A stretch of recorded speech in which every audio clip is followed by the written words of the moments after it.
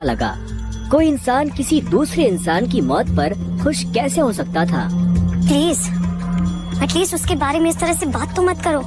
तो कैसी बातें करें? जिसके जैसे लक्षण होते हैं ना, उसके बारे में वैसी ही बातें होंगी। देवेन सही कह रही है वो, बिल्कुल ठीक कह रही हो। हमें उसके बारे में ऐसे बात नहीं करनी चाहिए। वैसे भी मेरे दादाजी ने कहा था कि मरे हुए लोगों के बारे में ना गलत बात नहीं करनी चाहिए।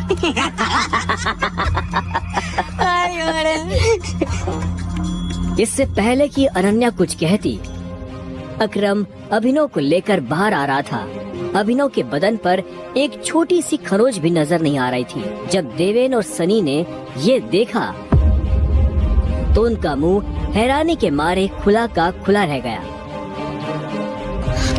इसे देख कर तो लग ही नहीं रहा है कि अकरम सर ने इसे हाथ भी लगाया है। वैसे जितनी देर तक ये दोनों कमरे के अंदर थे, अब तक तो इसकी नाक टूटी हुई होनी चाहिए थी, पर ये तो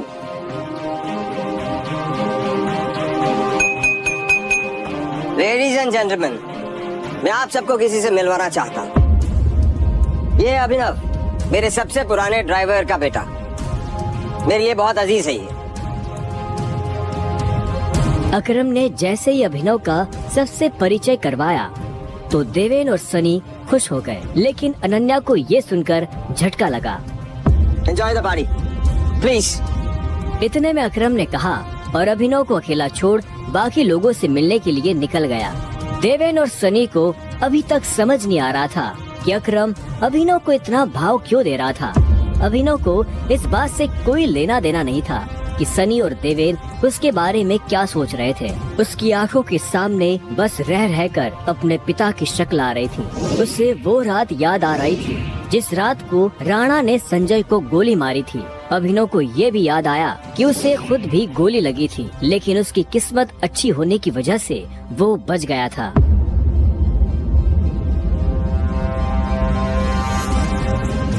मुझे नहीं लगा था कि तुम अपने पैरों पर बाहर भी आ पाओगे। अच्छा, तुम्हें मेरी इतनी चिंता हो रही थी? ओ प्लीज, मुझे चिंता नहीं हो रही थी, बस तुम्हें तो अपनी चिंता होनी चाहिए ना। अगर जिंदा रहना चाहते हो तो थोड़ा बच कर रहो। अकरम सर ने तेरे अंदर क्या बात की बता। उन्होंने मुझसे कहा कि अगर देवेन जैसा कहता तुझसे सवाल पूछे तो उसे जवाब मत देना। देवेन ने उसे गाली दी, लेकिन अभिनव पर उसका कोई असर नहीं हुआ। उसके दिमाग में इस वक्त पहले से ही कई जरूरी चीजें घूम रही थी। इसके बाद पूरी पार्टी के दौरान अनन्या ने अभिनव से कोई बात नहीं की।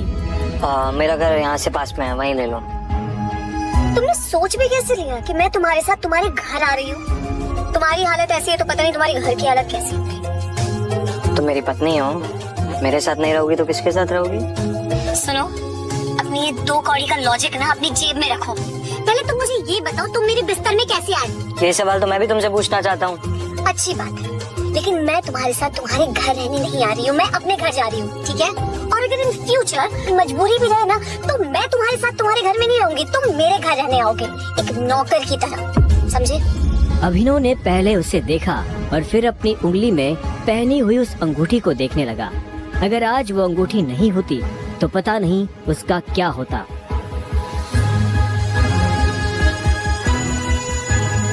अगली सुबह जब अभिनव का अलार्म बजा तब वो फिर से वही सपना देख रहा था। अलार्म की आवाज सुन वो झटके से उठा और अपने बिस्तर पर बैठ गया। उसने उठते ही मन ही मन सबसे पहले अकरम को धन्यवाद दिया, जिसने उसके पिता की कंपनी को इतने सालों बाद भी जिंदा रखा, लेकिन साथ ही उसे अपने पिता को खोने का मलाल भी था। इसी ख्याल के साथ अभिनव बिस्तर से उठा और अपने काम पर जाने के लिए तैयार होने लगा। अकरम के हिसाब से उसकी डिलीवरी बॉय की जॉब उससे अपनी पहचान छुपाने में काफी मदद कर सकती थी। अभिनव ने अपनी जेब में अकरम का दिया हुआ चेक डाला और घर से निकल गया। 1 घंटे बाद जब वो अपनी बाइक से ऑफिस आया और कॉरिडोर में चलने लगा तो उसे पीछे से आवाज आई, ए डिलीवरी बॉय। यह आवाज उसके साथ काम करने वाले हरीश की थी। उसे ऑफिस में अपना काम करने की नहीं, अभिनव को चिढ़ाने की तनख्वाह मिलती थी। क्या हुआ, कुछ काम है? मुझे देर हो रही है। अबे तुझे किसी मीटिंग में जाना है, बॉस तुझे बुला रहा है। और भाई कल तू कहाँ चला गया था बिना बताए? अपने बाप की बारात में गया था क्या? ये सुन अभिनव की नसें गुस्से में फटने को आई थी। वो चाहता तो अभी हरीश के सारे दांत एक मुक्के में अलग कर सकता था, लेकिन उसने अपने आप को शांत किया और उसकी बात का जवाब दिए बिना अपने बॉस के कैबिन की तरफ बढ़ने लगा। Good morning sir. ऐसा क्या है गुड इस मॉर्निंग में? अभिनव के पास इस सवाल का कोई जवाब नहीं था। ऐसे में उसके बॉस ने आगे कहा, कल तुम बिना बताए चले कैसे गए? अभिनव के पास इस बात का भी कोई जवाब नहीं था। वो चाहता तो अपने बॉस को कोई बहाना बनाकर टाल सकता था, लेकिन अभिनव झूठ नहीं बोलना चाहता था। कल इतनी सारी डिलीवरी थी, तुम्हारी वजह से हमारा कितना नुकसान हुआ तुम्हें पता है? पर सर मुझे महीने में कैजुअल लीव तो मिलती है, तो शट अप! काम तो तुमसे होता नहीं है, बस बहस करने चले आते हो। ये कंपनी तुम्हारे बाप की है? ये सुनते ही अभिनव का पारा गर्म हो गया था। उसने गुस्से में अपनी मुट्ठी भींच ली और घूरते हुए अपने बॉस को देखने लगा। घूर क्या रहा है? अपना सामान बांध और निकल यहाँ से। You are fired! अभिनव को ये सुनकर झटका नहीं लगा। असल में वो जानता था कि उसके साथ ऐसा कुछ बहुत जल्दी हो सकता था। उसका बॉस और देवेन एक दूसरे को बहुत अच्छी तरह से जानते थे। कल पार्टी में अभिनव ने देवेन को जिस तरह से जवाब दिया, उन्होंने मुझसे कहा कि अगर देवेन जैसा कहता तुझसे सवाल पूछे तो उसे जवाब मत देना। उससे उसे समझ आ गया था कि आज नहीं तो कल ये होकर रहेगा। ठीक है कोई बात नहीं, मैं चला जाता हूँ। जो मैंने पूरा महीना काम किया है उसकी सैलरी दे दीजिए। सैलरी?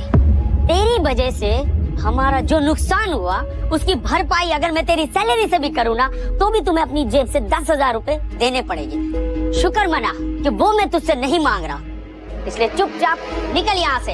क्या बोल रहे हो सर आप? क्या मेरे एक दिन आने में आपका बच्चे से ज्यादा नुकसान हो गया? मैं तब तक यहाँ से नहीं जाऊंगा जब तक मुझे मेरी सैलरी नहीं मिल जाएगी। सैलरी दीजिए। सैलरी? रुक, अभी देता हूँ तुझे तेरी सैलरी। उसके बॉस ने कहा और टेबल पर रखी घंटी बजा दी। अगले ही पल कमरे का दरवाजा खुला और 4 बाउंसर अंदर घुस आए। उठाकर बाहर पटको साले को।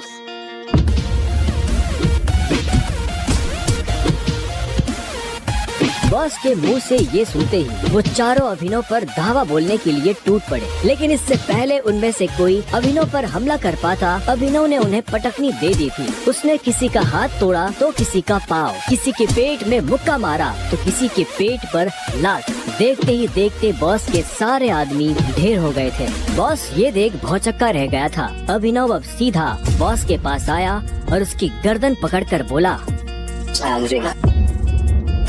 बॉस ने घबराहट में अपने ड्रॉर से कैश निकाला और कांपते हाथों से अभिनव को थमा दिया। अभिनव ने कैश देखा और बॉस की गर्दन छोड़ वहाँ से बाहर निकलने लगा। इससे पहले कि वो बाहर आता, उसने बॉस की आंखों में देखा और बोला, और एक बात याद रखना, अगर आज के बाद किसी के बाप पे गया ना तो गर्दन तेरी होगी, पंजा मेरा। ये सुन बॉस के होश उड़ गए थे। उसे पता था कि अभिनव एक गुस्सैल आदमी है, लेकिन उसने कभी उसका गुस्सा देखा नहीं था। इधर अभिनव भी जब ऑफिस से बाहर आया तो उसे एक अनजान नंबर से फोन आया। अभिनव ने फोन उठाया। हेलो, कौन? टाइगर, अकरम। हाँ कहिए। मुझे तुम्हें किसी से मिलवाना है, वो भी हमारे माफिया वर्ल्ड का एक बहुत बड़ा नाम है, और साथ ही साथ तुम्हारे पापा और मेरा जिगरी यार भी, बलराज। मैं चाहता हूँ कि बलराज को पता चल जाए कि हमारा टाइगर वापस लौट आया है, इसलिए शाम को साथ में डिनर करेंगे होटल सफायर में। एड्रेस तुम्हें भेज रहा हूँ, ठीक है? See ya, bye. अकरम के मुंह से बलराज का नाम सुनते ही अभिनव के बदन में झुरझुरी सी दौड़ गई थी। उसने बलराज का नाम पहले भी सुना था। इस शहर में बलराज का नाम बच्चा बच्चा जानता था और हर बड़ा आदमी उसके नाम से थर थर कांपता था। ऐसे में अभिनव को भी उससे मिलने में घबराहट हो रही थी। जिस बलराज से वो घबरा रहा था, असल में वो उसी का बॉस होने वाला था। क्या आपको सच में लगता है मुझे बलराज जी से मिलना चाहिए? वो अभी तक बलराज के नाम से कांप रहा था। अकरम भी उसकी घबराहट समझ गया था। बलराज जी, सिर्फ बलराज कहो, तुम टाइगर हो यार। और जंगल में सारे जानवर टाइगर के नाम के आगे जी लगाते हैं, लेकिन टाइगर कभी किसी जानवर के नाम के आगे जी नहीं लगाता। चलो शाम को मिलते हैं, बाय। अकरम के मुंह से ये बात सुनते ही अभिनव का कॉन्फिडेंस बढ़ गया था। वो अब उस टाइगर जैसा महसूस कर रहा था जो जू से निकलकर जंगल में आ गया हो। अभिनव अपने पुराने ऑफिस से निकलने के बाद अपने घर आ गया था। वो इतने आराम से अपने बिस्तर पर आखिरी बार कब लेटा था उसे याद ही नहीं था। वो बड़ी एक्साइटमेंट के साथ कमरे के दरवाजे की तरफ देख रहा था। Pizza delivery. सर ऑर्डर सिर्फ 500 का था, आपने मुझे 1000 क्यों दिए? तुम डिलीवरी वाले बहुत मेहनत करते हो दोस्त, ये 500 रुपए तुम्हारी टिप। Thank you sir. इधर अभिनव उस पिज्जा बॉक्स को ध्यान से देख रहा था। उसे याद नहीं आ रहा था कि उसने आखिरी बार पिज्जा कब खाया था। वैभवी और अपने लिए घर लेने के चक्कर में उसने अपनी कितनी इच्छाओं को मारा था, इसका एहसास उसे आज हो रहा था। लेकिन अब वो रुकने वाला नहीं था। शाम को अभिनव होटल सैफायर जाने के लिए तैयार होने लगा था। उसने ग्रे कलर की शर्ट और ब्लैक कलर की पैंट पहनी थी। अभिनव के पास पहनने के लिए इससे अच्छा और कुछ नहीं था। जैसे उसने होटल को बाहर से देखा तो देखता ही रह गया। उसने आज तक इतने बड़े होटल को इतने पास से नहीं देखा था। रुको, अंदर का जा रहा है? अंदर ही जा रहा हूँ, क्या दिक्कत है? अंदर जाना है तुझे? तुझे क्या लगता है कि मैं तुझे अंदर जाने दूंगा? क्यों नहीं जा सकता मैं अंदर? अभिनव समझ गया था कि चीफ सिक्योरिटी ऑफिसर उसके कपड़े देखकर उसे जज कर रहा था। सुन, मैं तेरे जैसे लोगों को बहुत अच्छे से जानता हूँ। फालतू का तमाशा मत कर, निकल यहाँ से। कैसे जानता है तू मुझे? रिश्तेदार है मेरा। जब मैं अंदर जाने के लिए आया हूँ तो वापस क्यों जाऊंगा? ये होटल क्या तेरे बाप की है? बोलना। ये सुनते ही अभिनव का माथा गर्म हो गया, लेकिन उसने गुस्से में कुछ नहीं किया। वो शांत रहा ताकि लोगों का ध्यान उसकी तरफ ना जाए। अभिनव 2 कदम पीछे हटा और उसने फोन निकालकर अकरम को फोन मिला दिया। हाँ टाइगर, कहाँ पहुँचे? मैं ये होटल की एंट्री पे हूँ अकरम। हमारा टेबल नंबर क्या है? Table number? अरे मैं इस होटल का मालिक हूँ, मुझे टेबल बुक करने की जरूरत नहीं है। तुम अंदर जाओ और आराम से बैठो, बस मैं पहुँचने ही वाला हूँ। मैं अंदर नहीं जा पा रहा हूँ। यहाँ पे कोई ये सिक्योरिटी वाला खड़ा है, वो कह रहा है कि मेरे जैसे इंसानों को अंदर नहीं जाने देता है। वो नहीं, ये कथा। तुम एक काम करो, बस 10 मिनट में मैं पहुँचने वाला, तो वेट करो, ठीक है? और ये इस ऑफिसर की वजह से मैं तुमसे माफी मांगता हूँ। ठीक, नहीं कोई बात नहीं।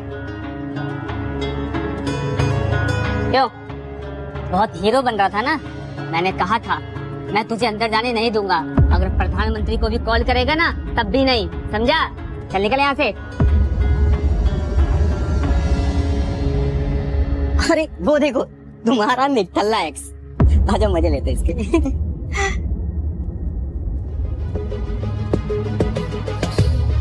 इसलिए मैंने अपना बॉयफ्रेंड कभी माना ही नहीं। वैसे भी मैं अपने से छोटे लोगों से बात नहीं करती, मुंह नहीं लगती, उन्हें बॉयफ्रेंड क्या बनाऊं? तुम छोटे आदमी के मुंह नहीं लगती होगी, लेकिन ये छोटा आदमी तुम्हें एक सलाह देना चाहता है। इंसान की पहचान उसकी जुबान से होती है। जुबान संभाल के बात करो, वरना किसी दिन यही जुबान तुम्हारी जान ले लेगी। वाह, क्या बात कही है। ताली बजाओ। Very nice. तो फिर तुमसे तुम्हारे पैर क्यों नहीं संभाले गए? यहाँ कैसे चले आए? पिए हुए हो क्या? अकरम ने बुलाया मुझे यहाँ पे। अच्छा, अरे हाँ याद आया, अकरम सर ने उस दिन कहा था तू उनके किसी ड्राइवर का बेटा है, तो यहाँ अपने बाप की जगह ड्राइवर की नौकरी मांगने आया क्या? सही है, लेकिन वो रखेंगे ही नहीं। तेरे जैसे गरीब को वो ड्राइवर भी नहीं रखेंगे। आए हो मतलब तुम्हें बुलाया नहीं गया? उठ आगे चले आए। भिखारी कहेंगे। आया नहीं हूँ, बुलाया मुझे, अकरम ने बुलाया है। मुझे पता ही था ये कोई पागल है।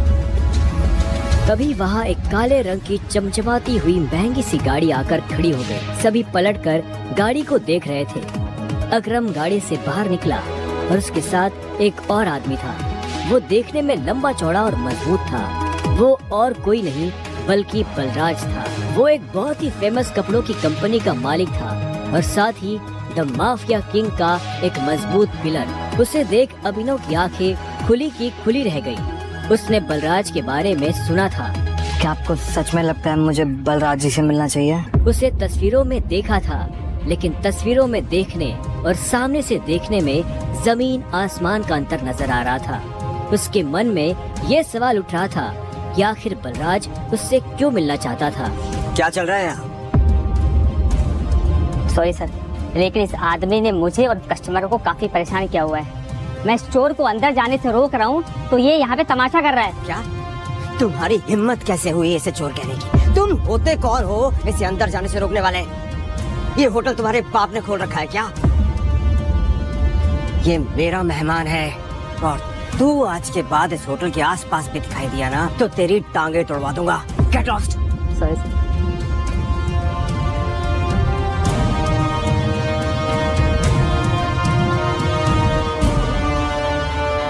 आई एम सॉरी टाइगर, इस बेवकूफ की वजह से। नहीं, असल में तो छोटा आदमी का दुश्मन बना हुआ है आज की।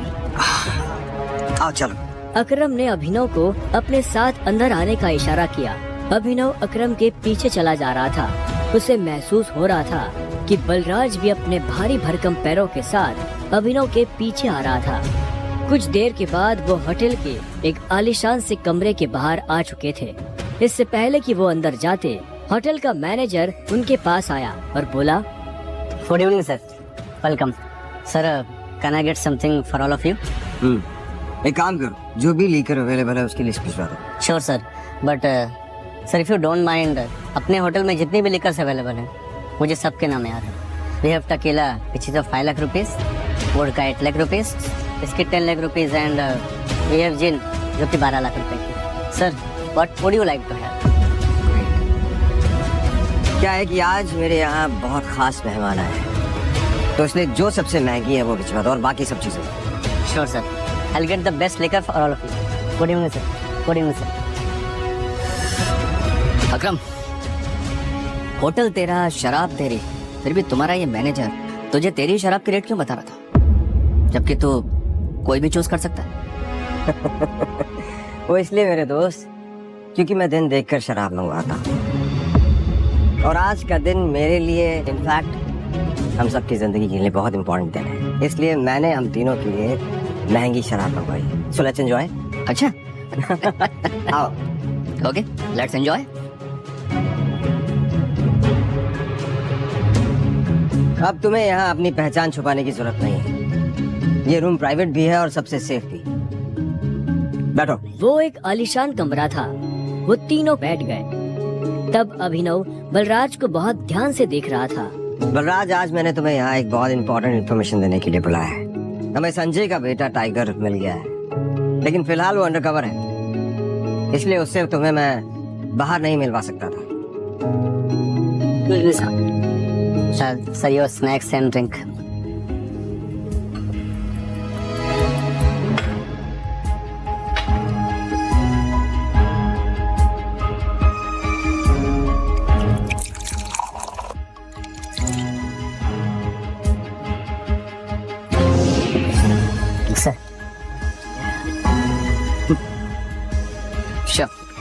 Cheers. Cheers.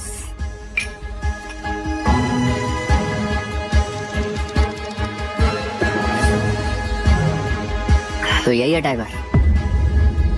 हाँ, ये है हमारा टाइगर। और मैं चाहता था ये हमारी टीम के बड़े और भारी मेंबर्स से मिलने, और मिलने के बाद जिस तरफ हम बढ़ रहे हैं उस तरफ बढ़ने में ये हमें लीड करे।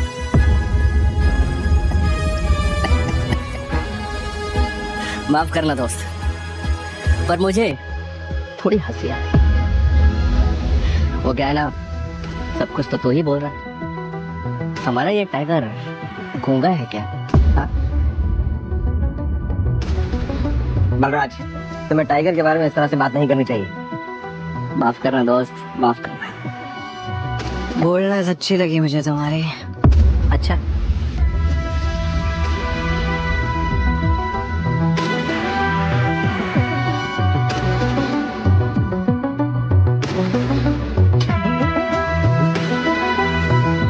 हो गए तुम बॉस, लेकिन ये मत बोलना तुम किसके सामने बैठे हो।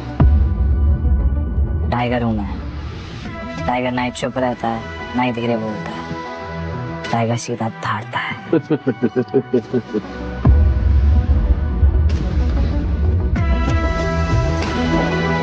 तो तुम टाइगर, ठीक है। तो टाइगर ये बताओ, इतने सालों से कहाँ थे तुम? अब ऐसा तो नहीं हो सकता ना कि इतने सालों के बाद तुम हमारे सर पे आके बैठ जाओ और हम मान लेंगे कि तुम टाइगर। मजाक तो नहीं हो रहा है यहाँ? क्यों अकरम, सही कहा ना? और जिस गति की तुम बात कर रहे हो ना, उसको लिया नहीं जाता, कमाया जाता है। आई बात समझ में? अच्छे से जानता हूँ, छीनना मेरे खून में भी नहीं है। मैं इतने सालों से कहाँ गायब था, क्या कर रहा था, ये सब समझाने का तो हमारे पास टाइम नहीं है शायद। और रही बात कि मैं टाइगर हूँ या नहीं हूँ, ठीक है, तुम तरीका बताओ, साबित कर दूंगा। शाबाश, ये हुई ना बात। अकरम ने मुस्कुराते हुए अभिनव को देखा। उसकी आंखों में अभिनव के लिए गर्व की भावना झलक रही थी। उसने जितना सोचा था, अभिनव उससे भी खूंखार था, लेकिन बलराज के माथे पर शिकन बरकरार थी। उसकी आंखों से पता चल रहा था कि वो इतनी जल्दी अभिनव को टाइगर नहीं मानने वाला था। वैसे भी पूरे ग्रुप में अगर बलराज किसी चीज के लिए जाना जाता था तो वो थी उसकी जिद। वो इस बात को नहीं पचा सकता था कि कल को एक बच्चा उसके सर पर बैठकर राज करे। सिर्फ अकरम की शाबाशी से काम नहीं चलेगा प्यारे, पर मैंने अभी एक्सेप्ट नहीं किया है कि तुम टाइगर हो। तुमने कहा कि तुम साबित कर सकते हो कि तुम टाइगर हो, तो ठीक है, मैं तुम्हें चैलेंज देना चाहता हूँ। ये क्या कह रहे हो तुम? Relax Akram, relax. Let's fight, लड़ते हैं। अगर तुम जीते तो हम मान लेंगे कि तुम टाइगर हो, लेकिन अगर तुम हारे तो हमसे कुछ पैसे लेना और गुड़गांव से कहीं बहुत दूर जाकर सेटल हो जाना। बलराज, क्या कह रहे हो तुम? ये सही नहीं है।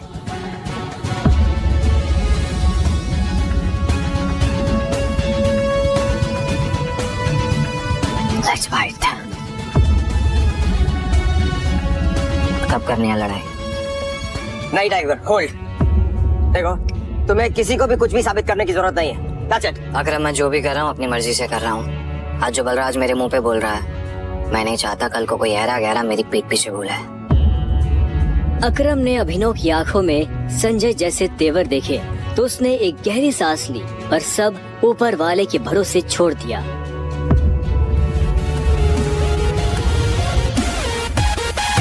लगभग 1 घंटे के बाद बलराज अभिनव और अकरम के साथ अपनी प्राइवेट एरेना में आ गया था।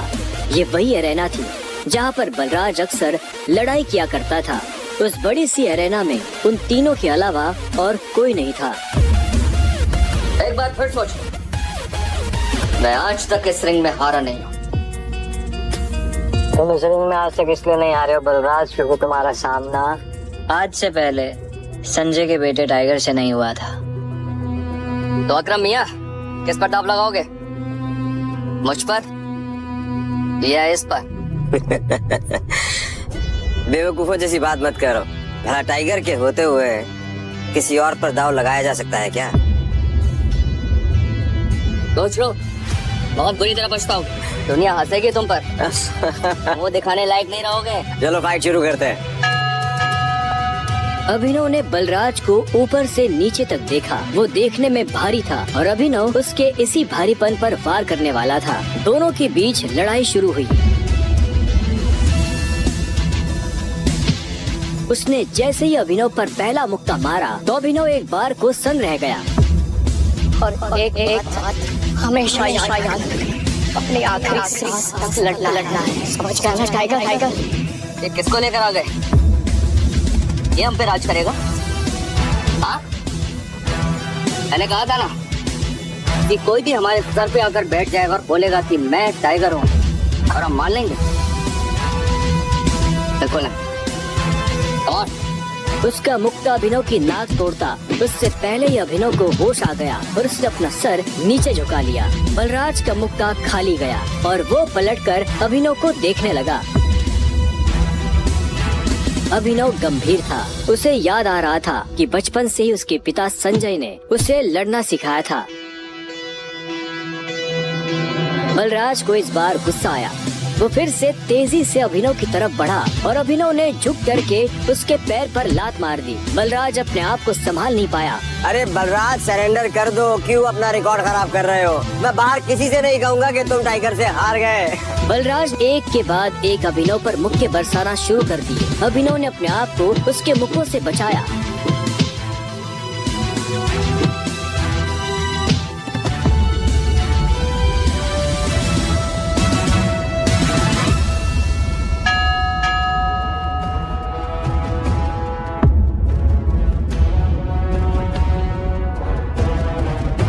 अभिनव ने बलराज को छोड़ा और चुपचाप रिंग के कोने में जाकर खड़ा हो गया। बलराज ने मुश्किल से अपने भारी भरकम शरीर को उठाया और दर्द में कराहते हुए बोला, अकरम, मैं जानता तो बहुत खुश हो गया।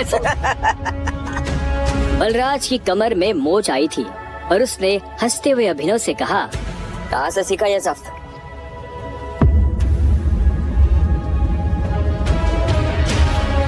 शराब पियोगे मेरे साथ? आज की पार्टी मेरी तरफ से। बलराज, ऐसे नहीं कहते, ऐसे कहते हैं कि टाइगर जी, क्या आप मेरे साथ शराब पिएंगे, पार्टी करेंगे, इस तरह। टाइगर जी, क्या आप आज मेरे साथ शराब पीना पसंद करेंगे? पार्टी करेंगे? हाँ? ओके? राइट। क्यों नहीं?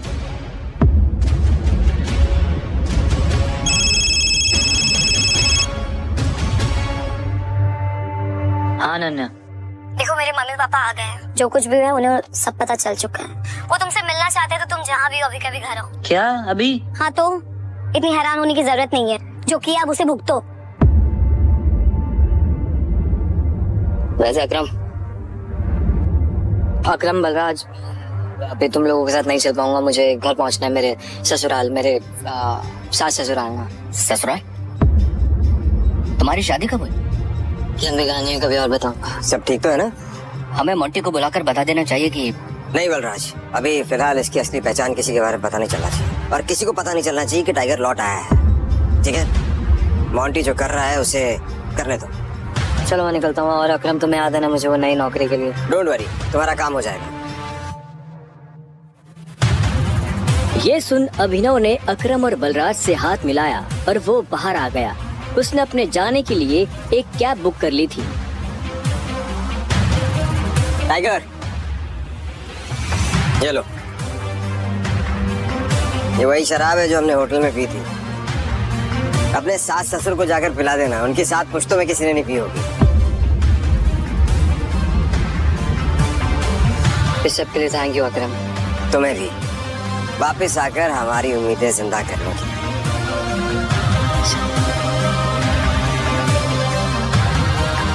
अब आजा, कि अंदर रिंग में ही रहेगा। कुछ देर के बाद गाड़ी अनन्या के घर के बाहर आकर रुकी। अभिनव नीचे उतरा और गहरी सांसें लेते हुए घर के अंदर पहुंच गया।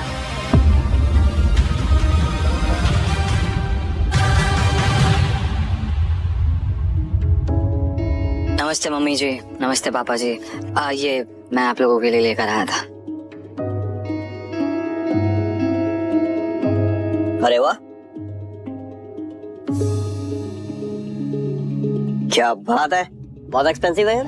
हैं?